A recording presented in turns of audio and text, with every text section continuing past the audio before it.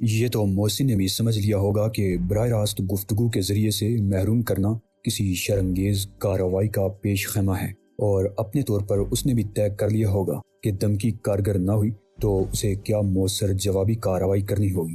یہ گھر ایک ایسا جنگل تھا جس میں خون آشام درندے ایک دوسرے کی گات میں تھے۔ یہ تقدیر کا کھیل تھا اور فنا و بقا کی جنگ تھی جس کے کوئی اصول نہیں تھے۔ وہ فیصلہ کن لمحہ کسی کی گرفت میں نہ تھا اور ہنوز سفر میں تھا، جسے فیصلہ دینا تھا کہ شکار کون ہوا اور شکاری کون بنا۔ میں نے ایک نظر رابعہ کو دیکھا اور اوپر کی طرف جانے والے زینے کی طرف لپکا۔ مجھے یقین تھا کہ پیڈرو کو دروازے سے اندر داخل ہوتے ہی قابو کیا جا سکتا ہے۔ وہ سمجھے گا کہ میں تہہ خانے میں بے بس و لاچار اور بے ہوش رابعہ کو سنبھالے ہوئے ملوں گا۔ وہ محتاط ہوگا بھی تو زینے سے اترتے ہوئے، لیکن زینے پر اس کی نگاہ مجھے بلندی سے دیکھے گی۔ اگر اس کے پاس ٹارچ لائٹ بھی ہوئی تو میں براہ راست اس کے ریوالور کی زد میں آ جاؤں گا۔ میں نے دیا سلائی جلائے بغیر ایک جست میں دو سیڑھیاں طے کر لیں۔ جب میں تہہ خانے میں اترا تھا تو میری آنکھیں اندھیرے میں دیکھنے کی عادی نہیں تھیں اور مجھے آگے بڑھتے ہوئے ہر قدم پر تاریکی گہری ہوتی ہوئی محسوس ہوئی تھی۔ اب معاملہ برعکس تھا اور مجھے اوپر کے خلا سے اترنے والی روشنی کے پس منظر میں راستہ زیادہ واضح طور پر نظر آ رہا تھا۔ ابھی میں دروازے تک پہنچا ہی تھا کہ پیڈرو اندر آیا۔ ریوالور اس کے ہاتھ میں تھا، مگر وہ مجھ سے براہ راست تصادم کے لیے تیار نہیں تھا۔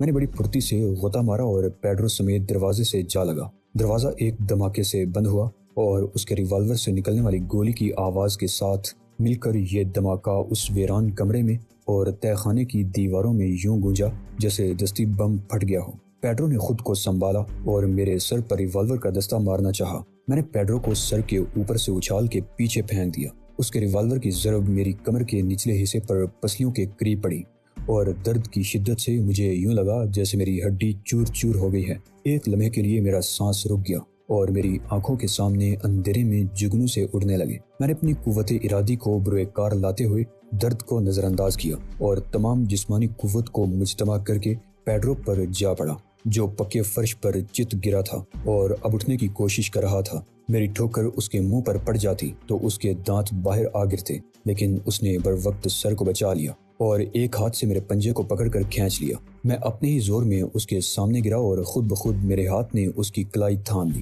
ایک جھٹکے میں وہ بل کھا کے الٹا ہوا اور ریوالور اس کی گرفت سے نکل گیا۔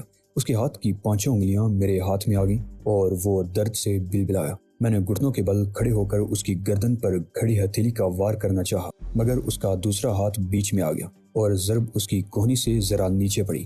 وہ ایک جھٹکے سے اوپر اٹھا اور اس نے اپنا گرز جیسا مکہ میرے پیٹ پر رسید کیا۔ میں پیچھے گرا تو وہ لپک کر اوپر آیا۔ میں نے دونوں پیر ہوا میں اٹھائے اور پیڈرو کے وجود کو اپنے اوپر سے یوں گزار دیا کہ وہ اپنے ہی زور میں تیرتا ہوا گیا اور دیوار سے ٹکرا کے فرش پر ڈھیر ہو گیا۔ ریوالور ایک کونے میں جا گرا تھا۔ میں نے ایک جست میں اس پر قبضہ کیا اور تیزی سے اس کا رخ پیڈرو کی طرف کر دیا، لیکن وہ بالکل بے حس و حرکت ہو چکا تھا۔ اس وقت میں نے خدا کا شکر ادا کیا پیڈرو کے ساتھیوں نے ایمپلیفائر آف کر دیا تھا، ورنہ مار پیٹ اور فائرنگ کی آوازیں میرے دوست اور دشمن دونوں سن لیتے۔ نہ جانے محسن ان آوازوں کا کیا مطلب نکالتا اور مشتعل ہو کے کیا کر بیٹھتا۔ یہ بھی ممکن تھا کہ پیڈرو کو حکم دینے والا اپنی چال کے ناکام ہو جانے کے بعد کوئی انتہائی قدم اٹھاتا، لیکن اب فکر کی کوئی بات نہ تھی۔ دشمن یہی سمجھے بیٹھے تھے کہ پیڈرو اپنے زور بازو اور اپنے ریوالور کی مدد سے مجھے بآسانی زیر کر لے گا۔ اگر وہ اپنے مقصد میں کامیاب ہو جاتا تو مجھے اس کمرے میں پہنچا دیا جاتا جہاں محسن مجھے دیکھنا چاہتا تھا، لیکن رابعہ کو شاید وہ کسی دوسرے کمرے میں لے جاتے جہاں اس پر وحشت اور بربریت کے تمام انسانیت سوز حربے آزمائے جاتے، اور اسے ہوش میں لانے کے بعد اس کی دلخراش چیخوں کی آوازیں سنوا کر محسن کو ہتھیار ڈالنے پر مجبور کر دیا جاتا۔ ایک عورت کے ساتھ حیوانیت کے مظاہرے میں آدمی شیطان کو بھی پیچھے چھوڑ سکتا ہے۔ میں خود رابعہ پر ہونے والے لرزہ خیز مظالم کی تاب نہ لا کے محسن سے کہہ دیتا کہ وہ چلا جائے۔ وہ دھمکی دیتے کہ ہم رابعہ کے بدن کو جلا جلا کر راکھ کر دیں گے یا اس کے ہاتھ کی اور پیروں کی انگلیاں کاٹتے جائیں گے اور رابعہ کو ماریں گے نہیں، لیکن اسے تمام عمر کے لیے جینے کا عذاب دینے کے لیے ٹوٹے پھوٹے بدوضع اور نامکمل اعضاء پر مشتمل گوشت کا ڈھیر بنا کے پھینک دیں گے۔ تو اس دھمکی کے بعد یہ ناممکن تھا کہ میں مزاحمت کر سکتا۔ میں اپنی جان پر یہ ظلم جھیل جاتا، مگر رابعہ کو اپنے دشمنوں کے جذبہ انتقام کی بینٹ کبھی نہ چڑھنے دیتا۔ اس وقت تک میرے ذہن میں دشمن کا یہی منصوبہ تھا جسے میں نے ناکام بنا دیا تھا۔ ریوالور کو جیب میں اڑس کر میں پھر تہہ خانے کا رخ کرنے ہی والا تھا کہ مجھے ایک اور خیال آیا۔ میں نے 2 منٹ کے اندر اندر پیڈرو کے کپڑے پہنے۔ پہلے اسے اپنے کپڑے پہنانے کا سوچا، پھر اسے تضییع اوقات سمجھ کے چھوڑ دیا۔ تاہم میں نے اپنی قمیض کو پھاڑ کے 2 حصے کر دیے۔ ایک سے میں نے پیڈرو کے پاؤں باندھے اور دوسرے سے اس کے ہاتھ کو کمر کے پیچھے کس دیا۔ پھر میں تہہ خانے میں اترا اور بے ہوش رابعہ کو دونوں بازوؤں پر سنبھال کے اوپر لے آیا۔ اچانک اسپیکر جاگ اٹھا۔ پیڈرو، کیا بات ہے؟ اتنی دیر کس لیے؟ ایک فائر کی آواز آئی اور پیڈرو کو مخاطب کرنے والے نے گالی دی۔ میں نے پیڈرو کی آواز پہلے بھی سنی تھی۔ مائکرو فون کے راستے ایمپلیفائر تک پہنچنے والی آواز لاؤڈ سپیکر سے نشر ہوتی ہے تو کسی حد تک بدل جاتی ہے، اس کا بھی مجھے اندازہ تھا۔ استاد، میں آواز کو اور لہجے کو پیڈرو کی طرح بنا کے کربناک طریقے سے چلایا، پھر حلق سے یوں آواز نکالی جیسے زبردست وار سے وہ بات پوری نہ کر سکا اور کراہنے پر مجبور ہو گیا۔ تیری اور تیرے استاد کی ایسی تیسی۔ میں نے اپنی اصل آواز میں کہا، آج ہی سب معلوم ہو جائے گا۔ پھر میں نے دوبارہ آواز بنا کے ہائی کی، دروازہ کھول کے دڑم سے بند کیا۔ بھاگ گیا سور کا بچہ، میں نے اپنی آواز میں کہا اور کسی کو پکارا، محسن۔ پیڈرو مجھے بند کر کے نکل گیا ہے، جواب دو۔ لیکن خاموشی رہی۔ لاؤڈ سپیکر کی ہلکی سی سرسراہٹ بتاتی تھی کہ ایمپلیفائر اب بھی آن ہے۔ محسن، میں نے چلا کے کہا۔ خاموشی کے تسلسل میں کوئی فرق نہیں آیا۔ میرا دل ڈوبنے لگا۔ کیا محسن ان مکار مجرموں کی کسی سازش کا شکار ہو گیا ہے؟ میں نے دروازہ کھول کے باہر جھانکا۔ کوٹھی کے نیم تاریک در و دیوار کا سناٹا کسی ویران مقبرے کی طرح لگتا تھا۔ میں دبے پاؤں آگے بڑھا۔ ریوالور میرے ہاتھ میں فائر کے لیے بالکل تیار تھا۔ پہلے کمرے کا دروازہ کھولنے کے لیے میں نے ہینڈل پر ہاتھ رکھا اور پھر ایک جھٹکے سے دروازہ کھول کے اندر داخل ہو گیا۔ اندر کچھ بھی نہیں تھا۔ فرش پر مٹی میں لکڑی کے گول سفید چھلکے سے پڑے تھے اور خالی دیواریں جو انتظار میں تھیں کہ گھر کے مکین آئیں، دیوار کو خوبصورت رنگوں، روغنی تصاویر اور پھولوں سے سجائیں، گھر کو اجالا اور زندگی کا احساس دیں۔ وہ اب اجنبی دشمنوں کو ایک خونی کھیل کھیلتے دیکھ کر دکھ اور حیرت سے دم بخود کھڑی تھی۔ میں نے دروازہ بند کیا اور مقابل کے دوسرے دروازے کو کھول کے اندر جھانکا۔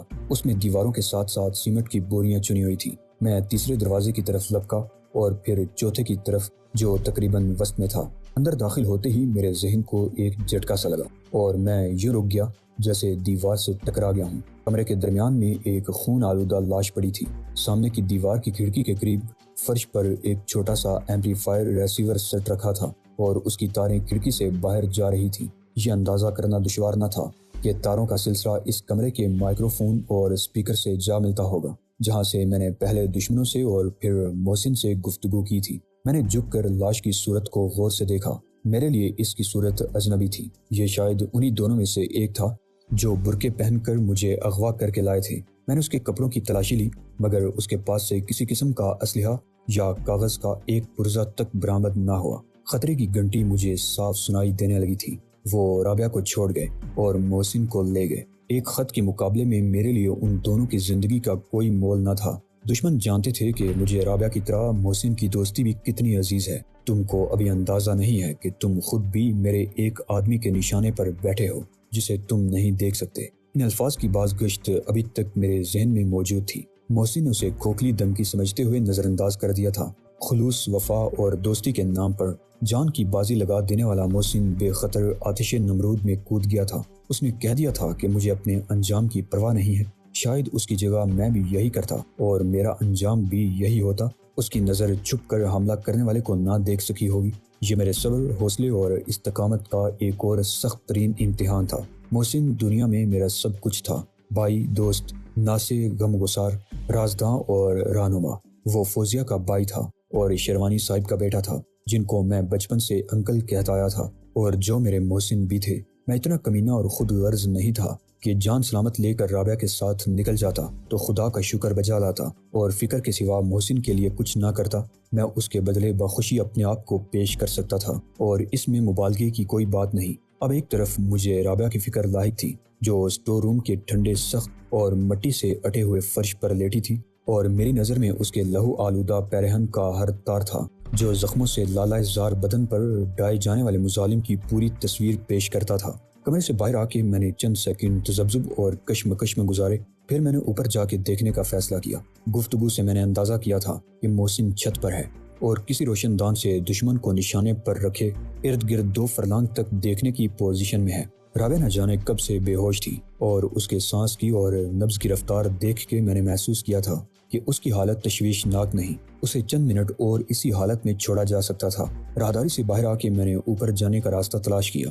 RCC کے زینے کا سٹرکچر مکمل تھا اور پانی کے مختصر سے عارضی تالاب کے بعد عمارت کے آخری گوشے میں نظر آ رہا تھا۔ وہیں سیمٹ کی کم سے کم 200 بوریاں ایک دیوار کی طرح چنی ہوئی تھی۔ میں اینٹوں اور سریوں کو پلانگتا آگے بڑھا۔ ابھی میں نے زینے کا پہلا موڑ ہی کاٹا تھا کہ مجھے کسی کے کراہنے کی آواز سنائی دی۔ میرے قدم رک گئے اور میں نے پلٹ کر نیچے دیکھا، لیکن کراہنے والا مجھے کہیں نظر نہ آیا۔ چند سیکنڈ کی توقف کے بعد میں نے باقی ماندہ زینہ طے کیا اور اس چھت پر پہنچا جو پلسٹر سے محروم سیمٹ کی ناہموار کھردی سطح تھی، جس میں جگہ جگہ عمارت کو سنبھالنے والے ستونوں کے سریے کسی صحرا میں اگے ہوئے کیکٹس لگتے تھے۔ چھت کے چاروں طرف چھجے کا 2 فٹ چوڑا حاشیہ تھا، لیکن روشن دان کوئی نہیں تھا۔ یہ سمجھ میں نہ آنے والی بات تھی۔ ایک روشن دان تو خود میں نے دیکھا تھا جس میں لاؤڈ سپیکر فٹ تھا۔ دوسرا روشن دان کون سا تھا جس میں سے محسن ریوالور نکالے دشمن کو زد پر لیے اسے اپنے احکامات کی تعمیل پر مجبور کر رہا تھا۔ میں نے چھجے پر لیٹ کے نیچے جھانکا اور اپنی عقل پر ماتم کیا۔ چھجے تو بنائے ہی اسی لیے جاتے ہیں کہ روشن دان بارش کی بوچھاڑ سے محفوظ رہیں۔ چھجے کے نیچے ہر کمرے کا کھلا روشن دان ایک تاریک خلا کی طرح دکھائی دے رہا تھا۔ مجھے وہ تار بھی نظر آئے جو ایک کھڑکی سے نکل کے اسٹور روم کے روشن دان تک پہنچ رہے تھے۔ ظاہر ہے یہ کھڑکی اسی کمرے کی تھی جہاں ایک شخص کی لاش پڑی تھی۔ میں نے چند فٹ کے فاصلے پر اسی کمرے کے روشن دان سے جھانک کے دیکھنا چاہا، لیکن نیچے جھکتے ہی مجھے اس جگہ محسن کی موجودگی کے ثبوت مل گئے۔ ناہموار سطح پر تقریباً اتنی ہی جگہ صاف نظر آ رہی تھی جتنی ایک آدمی کا جسم گھیرتا ہے۔ محسن اسی جگہ لیٹا تھا اور الٹا لیٹنے کے بعد سر جھکا کے کمرے کے روشن دان سے کمرے کا منظر دیکھ رہا تھا۔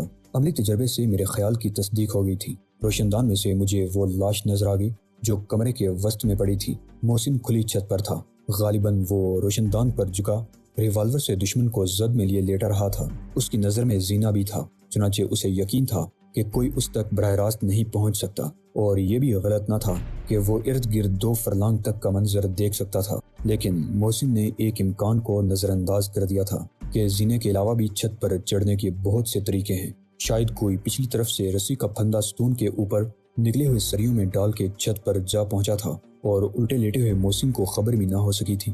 میں نے تقریباً دوڑتے ہوئے چھت کے دوسرے کنارے کو دیکھا اور ایک جگہ مجھے وہ رسی نظر آ گئی جس کا پھندا بڑی مضبوطی سے کونے والے ستونوں کے سریوں میں پھنس گیا تھا۔ رسی ابھی تک لٹک رہی تھی لیکن محسن غائب تھا۔ قیاس آرائی کی بنیاد پر میں یہ نتیجہ اخذ کر سکتا تھا کہ محسن کو حملہ آور کیا جانے کی خبر بہت دیر سے ہوئی اور اسے اٹھنے یا پلٹ کر گولی چلانے کا موقع نہیں مل سکا۔ مزید وقت ضائع کرنے سے کچھ حاصل نہیں ہو سکتا تھا۔ میں زینے سے اترنے لگا تو مجھے کسی کے کراہنے کی آواز پھر سنائی دی اور اس مرتبہ میں آواز کی سمت کا تعین کرنے میں کامیاب ہو گیا۔ آواز سیمٹ کی بوریوں سے بنی ہوئی پشتے جیسی دیوار کے پیچھے سے آئی تھی۔